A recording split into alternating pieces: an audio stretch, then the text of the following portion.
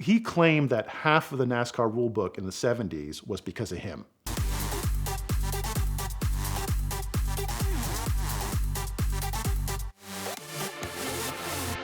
I love race cars. I love vintage race cars. I love modern race cars. And the racing is great. And the great races are great. And the great race car drivers are great. But what I really appreciate about race cars is the cheating. I love the cheating. One of the greatest cheaters of all time, interpreter of the rules of all time, was Smokey Eunuch. Smokey Eunuch was a poster boy for NASCAR. He went over all the rules, and back then the rules for NASCAR were relatively thin. He said that if it's not in the rule book, that means he can do it. Like, if you didn't put it in here, it's allowed. And he tried all kinds of crazy stuff over the years, but it culminated in his most famous car that actually never raced, 1968 Chevy Chevelle. That Chevelle I came in close proximity to in all its materials and everything because Bruce Campa, with Mark Mantanos and a few other people, they owned it, and it came through the shop and it went to a museum, and briefly I got to see it and lay hands on it, and I never forgot it, and was like, oh, this is amazing. I want to see if all the rumors are true. Now, here are the rumors. Smokey told these stories a bunch of times. He's got a great autobiography I'd recommend reading. It's like 3 volumes long. The man could talk. And even he told the story differently each time. But they had been developing the Chevys, and he had been doing all kinds of little tricky things to them. And this car was kind of his masterpiece. And he had built it just for the Daytona 500. He kept it completely under wraps. And the legend of it was that it was 7/8 scale of a regular Chevelle. And that's not actually true. It was a regular Chevelle. He wasn't going to reduce the size of a car. But he did all kinds of cool things to it. One, the chassis itself never stipulated where the chassis had to be in the car. So we moved the chassis back and over to one side. Like everything, the driver, the whole center line of the car changed underneath the body to get better weight distribution for the turns at Daytona.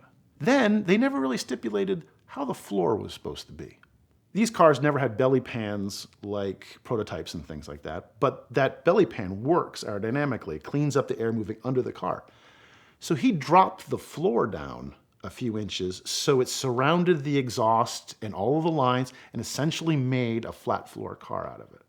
He took the front bumper, narrowed it, capped it on the end so the air was perfectly moving around it. Then he lengthened the bottom of it to turn it into an air dam. Then he took the back of the roof and just curved it up just a little bit so the air would flow up and over into the rear spoiler.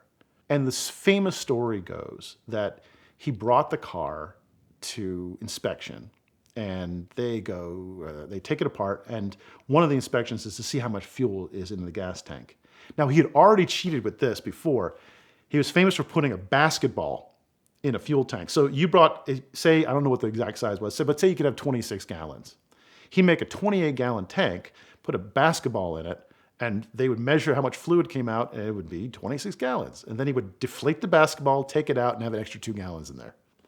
So there, you drop the tank. A lot of rules in NASCAR. In fact, he claimed that half of the NASCAR rule book in the 70s was because of him. And I wouldn't be surprised. So they drop the tank, and the story goes that they're like, you have 10, or you have 9 violations, or you have 10 violations with your car, and we got to get those fixed. And he screams, that's nonsense, and gets in the car and goes, make that 11, fires the car up and drives away without a fuel tank in it, and drives all the way back to his shop in Daytona Beach. And it's one of my favorite ridiculous stories.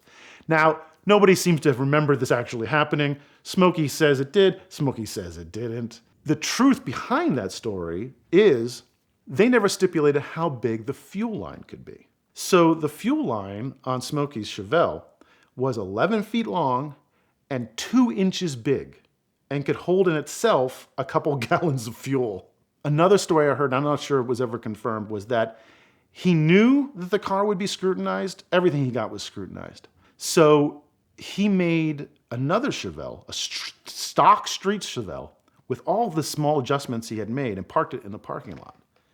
And he made a template for his car. And they now make, a template is pretty standard on NASCAR. You fit the template over the profile of the car, it's legal. If anything sticks out of the template, it's illegal. And Smokey's another reason for these rules. And Smokey was like, I made a template. And he fits it over the race car, See? And they're like, well, how do we know that's a real Chevelle template? And he goes, well, let's go out in the parking lot and find a Chevelle. And conveniently, right up front, there's a Chevelle parked there, and they take it on and they put it over the top of it, and it fits perfectly because it's the predetermined car that he made. Now, I don't have confirmation of that either, but that's another great cheaty story. But Penske, really good cheaters. I mean, finders of the unfair advantage, because they had Mark Donohue racing for them. And Mark Donohue is an absolute hero of mine, because he was not only a brilliant racer, but also an engineer. Like, his cars wouldn't have done what they did without his exact input in engineering and hard work. So he got brought onto Penske. Penske was doing Trans Am in the late 60s. Trans Am cars are pony cars, like Mustangs and Camaros and Javelins and so forth. And they're relatively stock formation, and they have to technically use off-the-shelf parts, so that car you see racing on the weekend is the car you could buy on Monday, is the idea. Race on Sunday, buy on Monday. So they're looking for ways to make them lighter, faster, whatever. So their Camaro, they dipped in acid the whole car. They put the whole car in a tank of acid, which burnt away the steel, and they had a special equation, like it would be this amount of time, you would take it out and neutralize it, and it would shave hundreds of pounds off these cars, because these aren't chassis cars, these are unibody cars. So the whole unibody goes in there. And the steel is so thin that they have to build essentially a roll cage in it strong enough to hold the car together. Like under racing situations, the transfer of loads from corner to corner go through the body, but the body would have collapsed. So they built a roll cage in it. People are like, that is a massive roll cage. And they're like, we just want to be safe. We want Mark to be safe.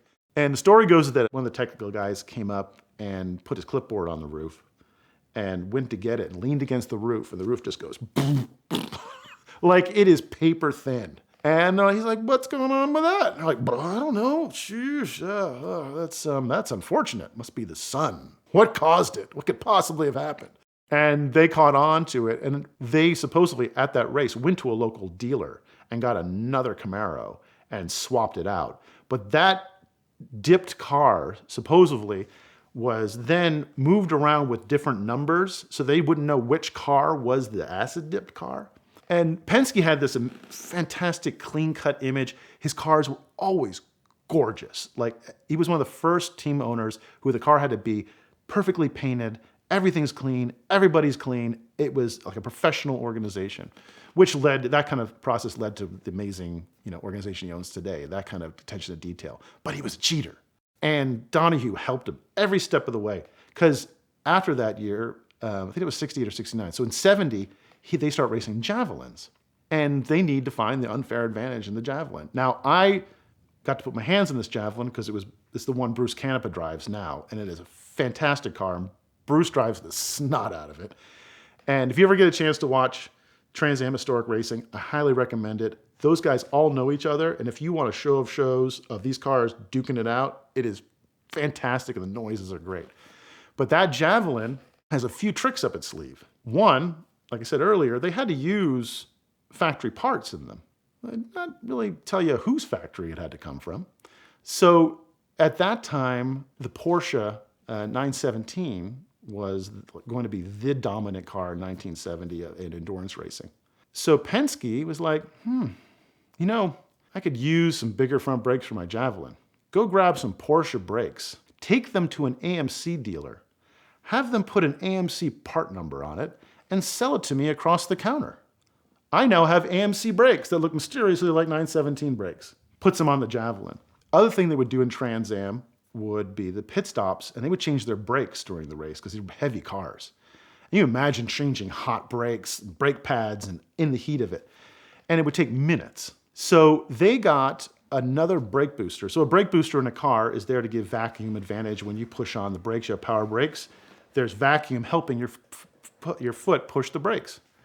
Well, they got a second brake booster, and they put it inside the car. It's kind of in the footwell. It's a factory part, not technically doing a factory job, because what it was for was when he came into the pit stops and stopped, he'd pull a lever, that vacuum would work in reverse and suck the brake pads away from the rotor.